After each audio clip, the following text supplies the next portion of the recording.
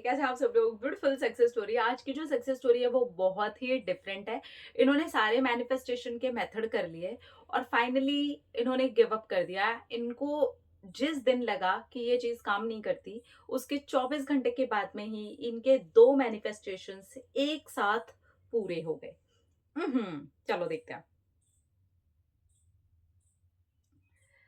Hello Shambhavi ma'am, दीपक से this side. Thank you so much life में इतना मैजिक डालने के लिए। मेरी सक्सेस स्टोरी दो चीज़ों की सक्सेस स्टोरी है। एक तो मेरी पार्टनर का मैनिफेस्टेशन कंप्लीट हुआ है, वो मेरी लाइफ में आई है।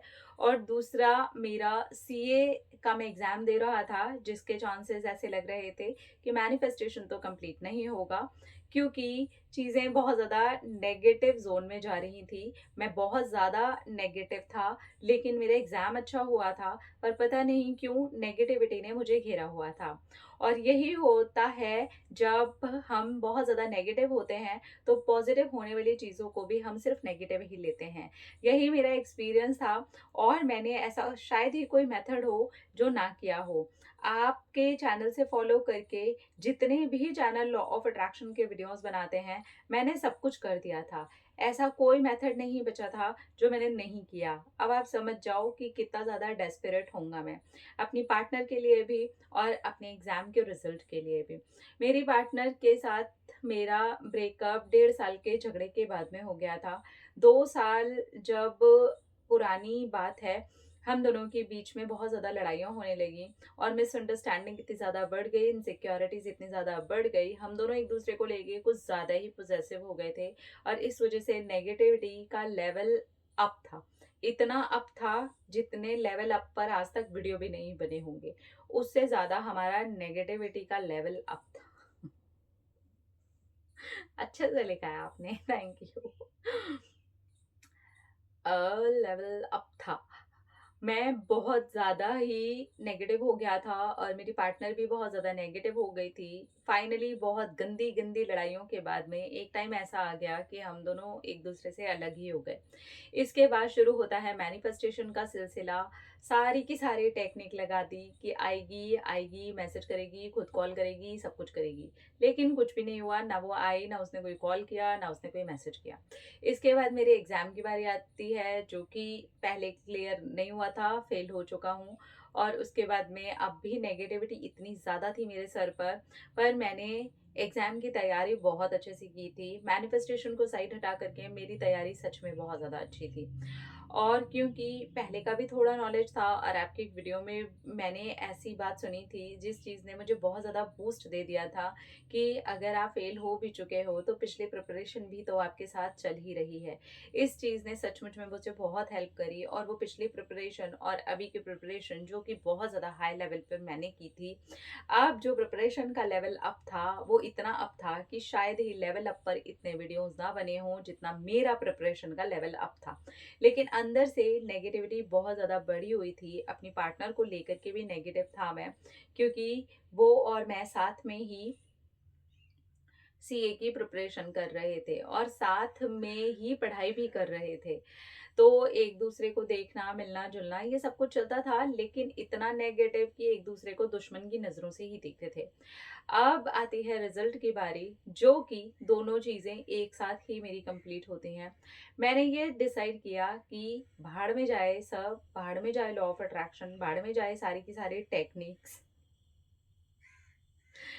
मैं गिव अप कर रहा हूँ, मुझे नहीं करना है, ये सब कुछ काम नहीं करता है, कोई मैनिफेस्टेशन वगैरह नहीं होता है। ये सोच करके मैं अपनी ज़िंदगी पर पूरी तरह से गिव अप करके अब नए सिरे से सोचा कल से लाइफ शुरू करूँगा, नहीं करना है कुछ ग्रैटिट्यूड वगैरह।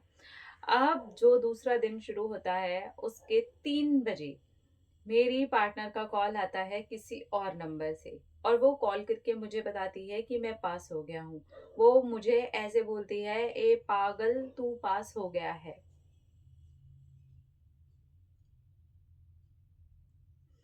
और मुझ पर बहुत जोर जोर से चिल्लाती है, तू नहीं है लेकिन तू पास हो गया है, तू इधर आ, तुझसे मिलना है। और मैंने सोचा ये तो ऐसे कर रही है जैसे कि कुछ हुआ ही नहीं है। वो मुझे गले लगी और उसने मुझसे गले लग करके कहा, देख तू पास हो गया है। इसीलिए तो हम अलग हुए थे कि तू अच्छे से पढ़े और तू पास हो जाए। तो वो बोला नहीं इसलिए हम मैं बोला सॉरी मैं बोला नहीं इसलिए हम अलग नहीं हुए थे। हम इसलिए अलग हुए थे क्योंकि हम दोनों की बहुत ज़्यादा गंदी-गंदी लड़ाइयाँ होती थी और बहुत लड़ाई करके हम अलग हुए थे। तो मेरी पार्टनर ने कहा अच्छा ये तो मैं भूल ही गई थी। मुझे तो ऐसा लग रहा था कि हम सिर्फ़ इसलिए अलग हुए हैं ताकि हम दोनों अच्छे से पढ़ सकें। तू देख मेरा भी इस बार का जो स्कोर है वो बहुत अच्छा है। मैं भी पास हो गई हूँ, तू भी पास हो गया है। अब तो लाइफ़ सेट है। मुझे अपनी पार्टनर की बात से एक बार भी नहीं लगा कि हम इतने टाइम से दूर थे। वो तो खूब खुश थी और वो खुश हो करके मुझसे ऐसे बात कर रही थी जैसे कि रिश्ता तो ऑलरेडी चल ही रहा है, हमारा तो कभी ब्रेकअप ही नहीं हुआ था। मैं उसको देखता गया और वो बस मुझे गले लगे-लगे चिल्ला-चिल्ला करके बोलने लगी, "देख तू भी पास हो गया, देख मैं भी पास हो गई। ए पागल तू सुन रहा है या नहीं?" कितनी अच्छी कहानी है। आपकी गर्लफ्रेंड कितनी अच्छी है, कितनी क्यूट है। मुझे भी जब प्यार आता है तो मैं ऐसे ही बोलने लग जाती हूँ, कुछ भी बोलती हूँ। ऐसे नहीं बोलती ए पागल, पर ऐसे कुछ-कुछ करती हूँ। और बिना कोई पैचअप, बिना कोई बात किए रिश्ता भी जुड़ गया और मेरा रिजल्ट भी आ गया। तब मुझे समझ में आया ओह! ये तो लेट गो था। ये तो वो पावरफुल चीज़ थी जो मैंने अब तक नहीं की थी। और सी मैंने 24 घंटे ही बीते हैं, मैंने ये सोचा कि ये सब कुछ काम नहीं करता और नेक्स्ट डे मेरा रिजल्ट मेरी गर्लफ्रेंड के थ्रू ही मुझे पता चलता है और ऐसे पता चलता है जैसे कि कभी ज़िंदगी में कोई ब्रेकअप हुआ ही नहीं था। ये अमेज़िंग नहीं है? ये थोड़ा अलग नहीं है? मुझे नहीं लगता किसी का पैचअप मेरी तरह हुआ होगा।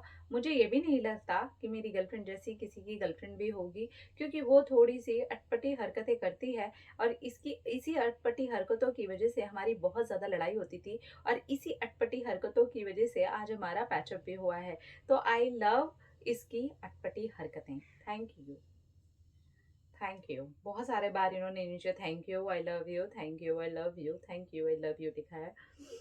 Thank you so much, thank you so much. Okay, इस सक्सेस स्टोरी में ना थोड़े-थोड़े से मैंने करेक्शन किए क्योंकि बीच-बीच में इन्होंने अपना और अपनी गर्लफ्रेंड का नाम बहुत बार लिखा, तो उस बीच में और भी कुछ ऐसी चीज़ें आ गई थी जो मुझे लगा कि शायद शेयर नहीं करनी चाहिए क्योंकि इन्होंने ये लिखा था कि आप मेरा नाम शेयर कर देना, लेकिन मेरी गर्लफ्रेंड का नाम शेयर नहीं करना।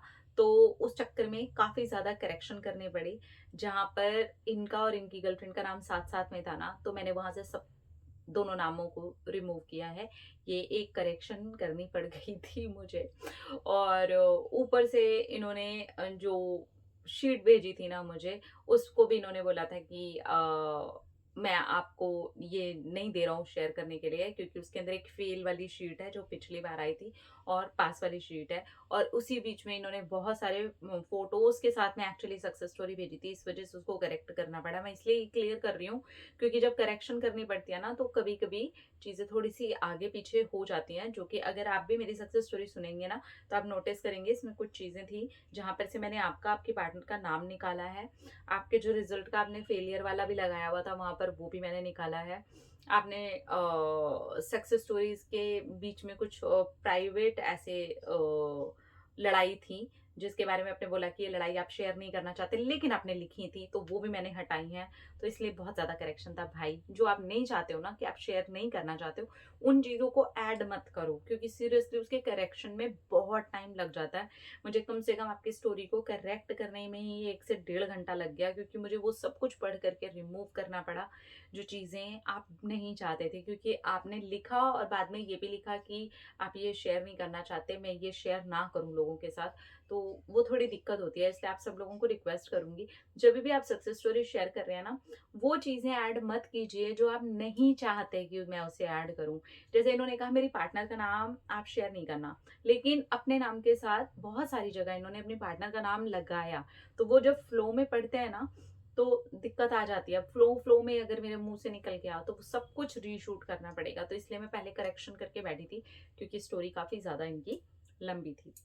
Anyway, I am very, very, very happy for you कि आपकी एक तो गर्लफ्रेंड बहुत अच्छी है।